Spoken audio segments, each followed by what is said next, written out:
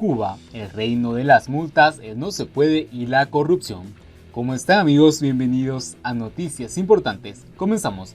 Luis Antonio Torres, presidente del Consejo de Defensa Provincial de La Habana, defendía el lunes pasado en el Grama, el diario oficialista del Partido Comunista, que cuando las multas pesan en el bolsillo, combinan a una actuación más responsable. No está descubriendo el agua tibia. Decía esto en medio del anuncio de la imposición en la capital cubana de sanciones entre 2.000 y 3.000 pesos, regulada por el decreto 14 de 2020, a aquellos ciudadanos de la capital que, en esencia, hagan una vida normal en tiempos anormales del coronavirus y el desabastecimiento en el país. Ahora en La Habana te pueden caer 2.000 pesos de multa por no llevar bien puesta la mascarilla, jugar o practicar deporte en un parque, beber en la calle, celebrar fiestas, incumplir el toque de queda o no guardar el distanciamiento social de la seguridad en la cola.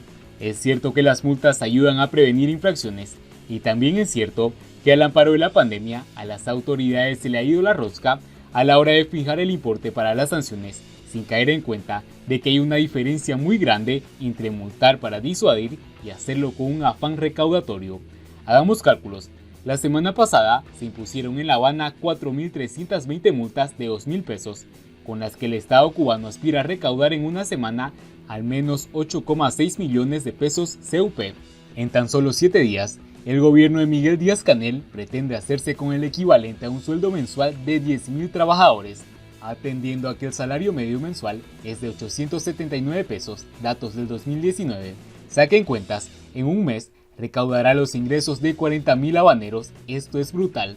Pongamos otro ejemplo sencillo. En España, si usted es multado con 200 euros por aparcar en una zona indebida y paga la multa en 15 días, solo tendrá que abonar la mitad del importe, o sea 100 euros. En Cuba, si no paga la multa en 10 días, se duplica el precio a pagar, según explicó en el Grama Dixán Fuentes Guzmán, fiscal jefe de la provincia de La Habana. O sea, si no consigues 2.000 pesos, 83 CUC, en 10 días, te obligan a pagar 4.000, o sea 166 CUC. Otro ejemplo, durante el estado de alarma, España implantó multas de 600 euros por incumplir el toque de queda y las medidas sanitarias dictadas para contener el contagio del coronavirus. Ese importe, el más popular en el país, está por debajo del salario mínimo interprofesional, 950 euros en 2019. En cambio, en Cuba, la más baja de las multas, 2.000 pesos, duplica ampliamente el salario mensual de los cubanos de 879 pesos según el 2019. La pregunta del millón es, ¿qué pasará si nadie paga esas multas desorbitadas que están imponiendo en el gobierno de Cuba en La Habana? ¿Qué pasa si apretamos tanto a la gente que tiene que elegir entre comer o ir a la cárcel? ¿Qué pasa si la ciudadanía se declara en rebeldía y decide no entrar en el juego del gobierno? Mucho me temo que en esta ecuación nos falta una variable fundamental. No pasará nada porque entre la multa y el ciudadano, como intermediario, existe un fenómeno muy arraigado en Cuba que se llama corrupción. Los policías nacionales revolucionarios van a hacer literalmente el agosto en la calle. En un país hundido en las calamidades, es impresentable establecer en estos momentos un régimen sancionador desproporcionado que, desgraciadamente, no estará vigilado por los agentes formados en academias exigentes, sino por efectivos autoritarios que a la más mínima encañonan a una familia. En lugar de aplacar y resolver los problemas, crean otros.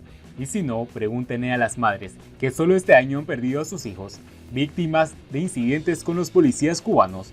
Lo vemos continuamente en los videos que hacen circular por las redes sociales. En medio del descrédito general de las instituciones creadas por el Partido Comunista de Cuba, la Policía Nacional Revolucionaria es hoy la institución más desprestigiada de la isla. Ya se intuía en la época anterior a Internet y la democratización de los teléfonos celulares. Hoy no hay un solo video que recoja una acción positiva de un agente que no sabe lo que significan las palabras rapidez, eficacia, honestidad y auxilio. Lejos de fomentar la unidad entre los cubanos, los comunistas han optado por enfrentar a los habaneros con los ciudadanos nacidos en las provincias del oriente cubano, creando un órgano represivo que ha convertido la zona del país en un vivero de candidatos a emigrar porra en mano a La Habana. Las brigadas de anticoleros empiezan a desprender tufa corrupción. Es lo que pasa cuando se paga mal a las fuerzas y a los cuerpos de seguridad del Estado. Se corrompen. La PNR lleva años apestando podrido, pero los comunistas cubanos han optado por esconder la basura debajo del sofá para no verla. Pero que no se vea no significa que no exista y que no apeste. Es tremendamente injusto lo que está ocurriendo en La Habana. Hemos leído incluso barbaridades sobre limitaciones, sanciones que han afectado a personas con algún tipo de discapacidad y a madres solteras con hijos menores, a los que hasta hace poco se les abría fuego por no hacer una cola. El coronavirus está sacando a flote las miserias y la intolerancia del Partido Comunista. Antes podíamos imaginarlo, ahora sabemos que su fracaso tiene un perfil muy definido, cuadros con el coeficiente de inteligencia en busca y captura. Siguiendo con las noticias, el hambre vieja. Existe una especie de inercia en la vida del cubano que resulta difícil de situar dentro de la moral o el esquema de un patrón de conducta. Es una dificultad casi imborrable, de inevitable liquidación que padecen después de haberse librado de una tiranía y que radica esencialmente en la imposibilidad también casi absoluta de eliminar una especie de costumbre, la del seguimiento instintivo del poderoso trauma dirigido al derrumbamiento del pensamiento. Aquí subrayo, me refiero exclusivamente al hecho de pensar. Generalmente, una vez que el cubano libre satisface la necesidad real que lo ha atormentado durante décadas y que reinicia su transformación de su cuerpo, aunque no de su cerebro, engorda en la mayoría de los casos a un nivel muy superior y desproporcionado, mientras que el proceso neuronal se estanca o adelgaza. Sabido es que el hambre real queda sanada con los alimentos, pero queda un trasfondo, una estela de hambre vieja en la mente, insatisfecha y sin aparente necesidad de ser enriquecida, mientras probablemente sí enriquezcan los bolsillos y las cuentas bancarias. Considero que es un proceso normal de aprendizaje para aquel que huye del totalitarismo comunista. Pero lo que no es de ninguna manera comprensible ni normal es que esto se convierta en otra barrera contra el desarrollo personal y la libertad individual. Es una continuidad absurda, en una tarea o dependencia del sistema que los aplastó y que supuestamente debería aborrecer. Se puede ser todo lo empresario exitoso que quieran y puedan, pero si continúan manteniendo, incluso y sobre todo desde el exilio, un doble discurso, un pensamiento doble y desleído, un doble y hasta triple comportamiento, solo en función del enriquecimiento y no un ideario justo y democrático. Y sobre todo, que nadie crea que de tal manera tramposa o de engañifa, alguien podría dirigirse un patrón de nada ni nadie en un único sentido, en una dirección inviable. De lo contrario estarían imitando al tirano. Para saciar esa hambre vieja de la mente, esa esclerosis de las ideas, hay que cultivarse, leer mucho, gastar en libros y usar horas y nalgas en la biblioteca y suelas de zapatos en los museos.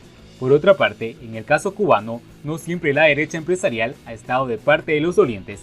El régimen castrista hizo una enormidad de ganancias, según las cifras del CEPAL, en la época del mandatario George W. Bush Jr., más conocido como el Boniato, igualmente durante la presidencia de José María Ansar en España. Su ministro de Exteriores, el señor Abel Matutes, negoció con la tiranía castrista la construcción de hoteles en la isla, de su propiedad presuntamente. Siguiendo con las noticias, Mariela Castro, a los gusanos y traidores siempre los bloqueo y elimino. La hija de Raúl Castro reaccionó el día martes a las críticas recibidas en los últimos días, a raíz de sus comentarios sobre la Virgen de la Caridad del Cobre. La hija del ex gobernante Raúl Castro, que aseguró el pasado domingo en redes sociales que la patrona de Cuba no protegería ni recibiría ofrendas de opositores del castrismo, volvió a la carga en una publicación del bloguero oficialista Israel Sánchez de Facebook. Siempre utilizo las opciones que da Facebook para limpiar mi espacio de comunicación. A gusanos y traidores siempre los bloqueo y los elimino, pero quedan algunas hienas amaestradas que siguen haciendo su tarea exigidas por cobardes desde el imperio. De esta forma, la directora del Centro Nacional de Educación, CENESEX, respondió al apoyo de Sánchez, quien denunció las críticas recibidas por la diputada. Solidaridad con Mariela Castro Espín, acosada por pagados desde Miami en las redes. Apoyémosla, escribió el vocero. En su comentario, Castro Espín continúa haciendo referencia a quienes, dentro y fuera de la isla, muestran públicamente rechazo contra la dictadura cubana. ¡Qué pobreza de espíritu! ¡Cuánto odio destilan quienes intentan dividirnos! ¿Cuántos mensajes ociosos para tener cobija de quienes les desprecian usan? Lo único que han logrado en 60 años es fortalecer la respuesta del pueblo en la defensa de la revolución. De igual forma, Castro Espín aseguró haber recibido muchos mensajes de solidaridad bonitos, tanto en privado como en público. El pasado domingo, la hija de Raúl Castro y la fallecida Vilma Espín aprovechó la jornada de homenaje a la Virgen de la Caridad del Cobre para arremeter contra aquellos quienes considera traidores a la revolución. Gracias Cachita por protegerlos, por amparar a Fidel y a la revolución cubana. Ashum no aceptará ofrendas de mercenarios y traidores de Cuba, escribió la diputada. El mismo discurso de siempre de los miembros de esta dictadura fracasada. Y bien amigos, así terminamos las noticias importantes del día de hoy. Espero que el contenido haya sido de tu agrado. No olvides suscribirte, muchas gracias por seguirnos y nos vemos en el siguiente informe.